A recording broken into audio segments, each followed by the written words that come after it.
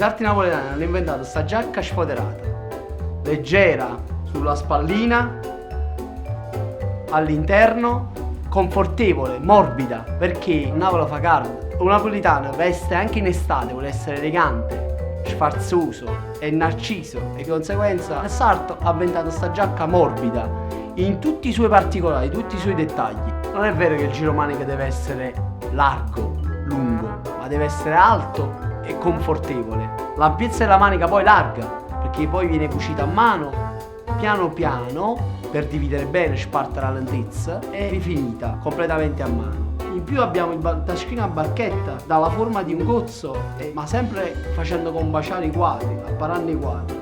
Il baffo è una storia antica, viene dal dopoguerra. Usart, per accontentare il cliente che non teneva sorte, scuciva la giacca e la costruiva a chi lato lato, cioè la giacca che portava il cliente era consumata, di conseguenza Usart la ricuciva, ma teneva sempre un problema con il collo.